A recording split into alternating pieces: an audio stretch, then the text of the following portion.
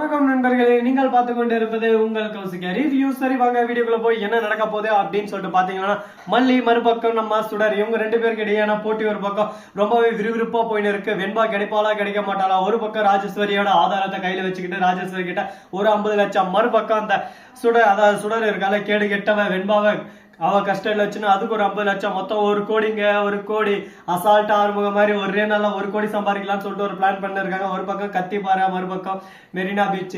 என்னடா கொடுமை இது! 2 தாவலையும் ஒரு பக்கம் காசு பரிவர்த்தனை நடக்க போகுது. இந்த மாதிரி ஒரு சூழ்நிலை இவங்க 2 பேரும் பிடிச்சா எப்படி இருக்கும் அப்படின்னு சொல்லிட்டு நினைச்சாவே ஒரு பக்கம் கிக்கா இருக்குல்ல. சரி, இந்த மாதிரி ஒரு போய்கிட்டு இருக்க மறுபக்கம் என்ன நடக்குது அப்படின்னு சொல்லிட்டு பாத்தீங்கன்னா, நம்ம அதாவது ராஜேஸ்வரி இருக்காங்களா அவங்க வந்து கத்திய கையில கொடுத்துறாங்க. யாருக்கிட்ட அப்படின்னு சொல்லிட்டு பாத்தீங்கன்னா ரவு கிட்ட கத்திய கையில கொடுத்து இது வந்து மல்லியோட பிங்கர் பிரிண்ட் பதிச்சது, அதனால பிரச்சனை இல்லை. இந்த கத்தி எட்டு போயிட்டு துணி இப்ப இருக்கிற மாதிரியே அந்த சுடர் இருக்கால அவரை கசக்குன்னு போட்டு அந்த கத்தியை கீழே போட்டு விட்டுரு. மற்றபடி இந்த கைரேக பிரிண்ட் எல்லாமே பார்ப்பாங்க. இது எல்லாமே மல்லி தான் பண்ணான்னு சொல்லிட்டு மல்லி ஜெயிலுக்கு போயிடும். அதுக்கப்புறம் எனக்கும் ஒரு பிரச்சனை தொல்லை இருக்காது, உனக்கும் ஒரு பிரச்சனை தொல்லை இருக்காரு. இந்த 50 லட்சத்துல 25 லட்சம் உனக்கு தான் அப்படின்னு சொல்லிட்டு நம்ம ராஜேஸ்வரி சொல்றாங்க. இதை கேட்டது அட்டா ஓகே, இந்த டீல் எனக்கு ஓகே, இந்த டீல் எனக்கு ரொம்ப பிடிச்சிருக்கு, ரொம்ப ரொம்ப பிடிச்சிருக்கு அப்படின்னு சொல்லிட்டு ரகு சொல்லிட்டு அந்த கத்தியை நம்ம ராஜேஸ்வரி கிட்ட இருந்து வாங்கிட்டு போவோமா ஊர்கோணம் அப்படின்னு சொல்லிட்டு சந்தோஷமா அங்கிருந்து கிளம்புறாங்க. இந்த சந்தோஷம் நீடிக்குமா? வாய்ப்பு இருக்கா அப்படின்னு சொல்லிட்டு பாத்தீங்கன்னா கண்டிப்பா எல்லாமே நடக்குங்க. முயற்சி செஞ்சா எல்லாமே ஒரு பக்கம் முடியும் அப்படின்ற விஷயத்த நம்ம கண்டிப்பா தெரிஞ்சுக்கணும். அதுக்கான முயற்சியை நம்ம ஈடுபடும்லா படமாட்டோம்லான்றத பொறுத்து வந்து பார்த்தா தெரிய போகுது.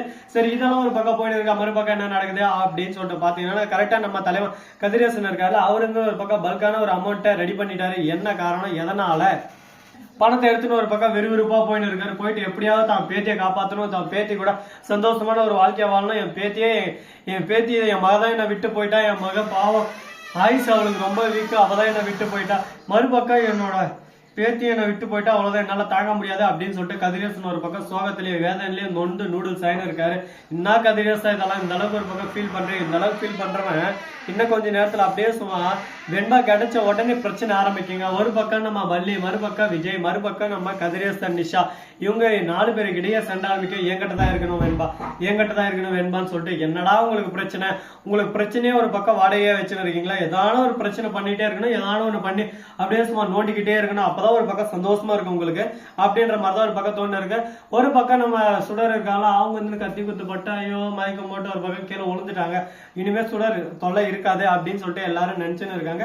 ஆனா அதுதான் இங்க உண்மை இல்லைங்க. ஏன்னா எந்த நேரத்துல என்ன நடக்குன்னு சொல்லிட்டு யாராலையும் சொல்ல முடியாது.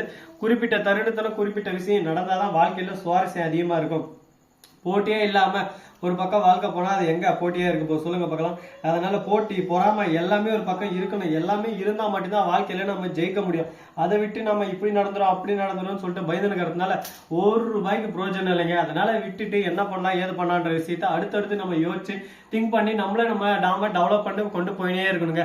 சரி, இதுக்கப்புறம் என்னென்ன நடக்க போகுது அப்படின்னு சொல்லிட்டு பாத்தீங்கன்னா, நம்ம சுடர் இருக்காருல அவர் வந்து ஃபர்ஸ்ட் அந்த கத்திப்பாறை பிரிட்ஜ் அடிக்க போறாங்க. அங்க போயிட்டு வாங்கலாம்னு சொல்லிட்டு போறாங்க. கட்சிப்போ மாஸ்க் எல்லாம் போட்டு வந்து டே ரகு நீதானே எனக்கு நல்லா தெரியும் மவனை வாடா தக்காளி மவனை அப்படின்னு சொல்லிட்டு சொல்ல உடனே ரகு கத்தி எடுத்து வந்து கதக்குன்னு ஒரு குத்தலாம்னு பாக்குறாரு.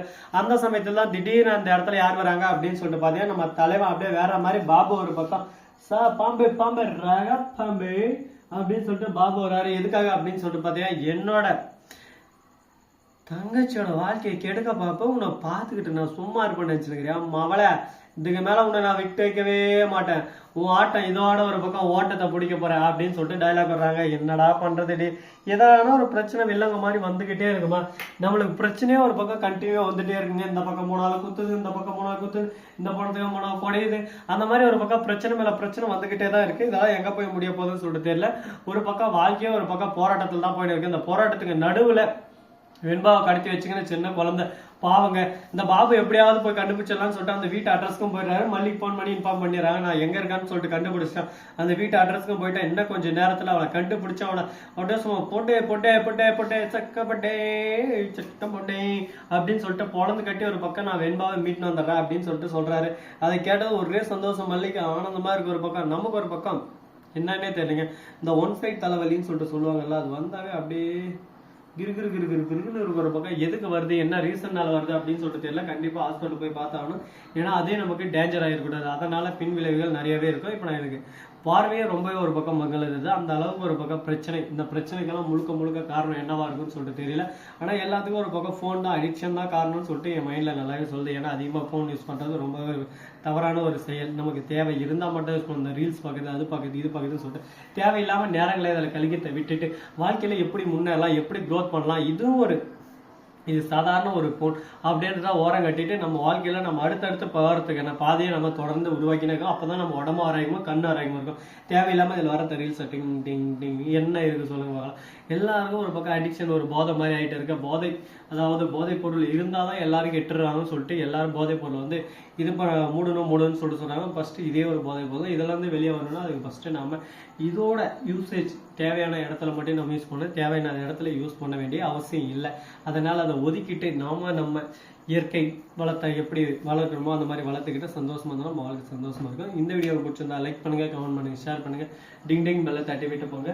அப்பதான் நான் போற அடுத்தடுத்த வீடியோ உங்களுக்கு உடனுக்குடன் நோட்டிபிகேஷன்லாம் வந்து கொண்டே இருக்கும்.